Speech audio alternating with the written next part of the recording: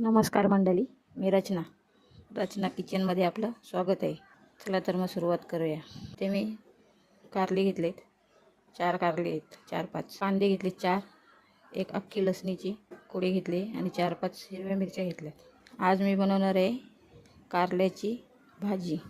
तर आपण कारले कापून त्याची बिया पूर्ण काढून घ्यायच्या आणि पातळ पातळ कापून घ्यायचं. कारली पूर्ण अशी पातळ पाहिजेत, ते पटकन शिजतात आणि कुरकुरीत होतात. त्यानंतर त्याच्यामध्ये आपण 1-1.5 चमचा मीठ घालून पाव लिंबू त्याच्यामध्ये पिळायचा आणि चांगले असे त्याला मिक्स करून चुरगळून घ्यायचं.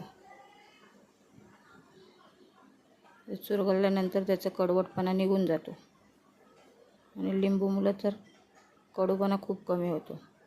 नंतर मग कांदे घेऊया कापून. 4 कांदे कापून घेतले. अख्ख्या लसणाची एक जी आपण कांडी घेतलेली ती पूर्ण सोलून बारीक कापून घेतली. 4 मिरच्या कापून घेतल्या.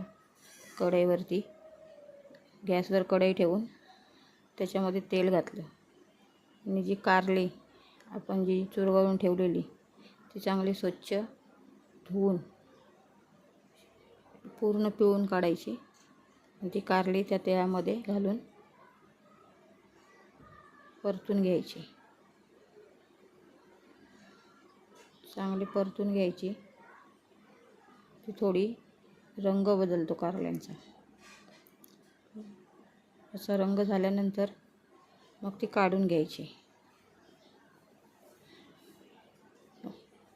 परत गॅस चालू करून गॅसवरती कढई ठेवून त्याच्यामध्ये 1-1.5 पळी तेल घालायचं.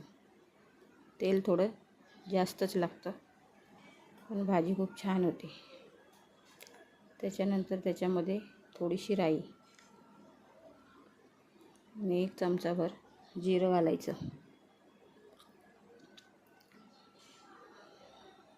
जिरं घातल्यानंतर त्याच्यात मिरच्या कापून घेतलेल्या टाकायच्या.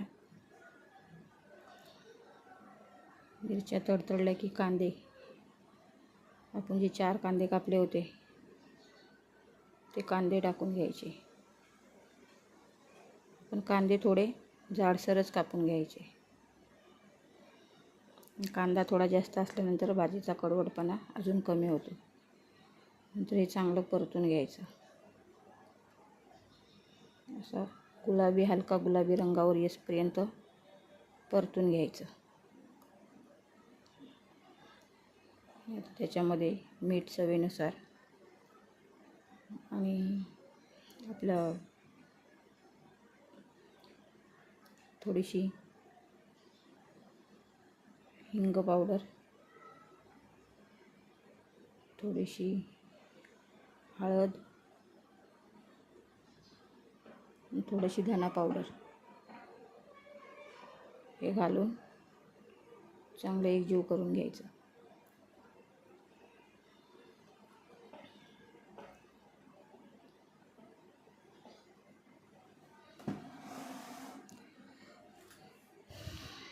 नंतर त्याच्यामध्ये आपण जी कारली थोडीशी तेलामध्ये त्याच्यामध्ये थोडीशी तेल त्याच्यामध्ये आपण जी कारली आहेत ती फ्राय करून ठेवलेली ती त्याच्यामध्ये घालून चांगले एकजीव करून कढईमध्ये पूर्ण सर्वभर पसरून ठेवायची. त्याच्यामध्ये कापलेली लसूण वरून टाकायची.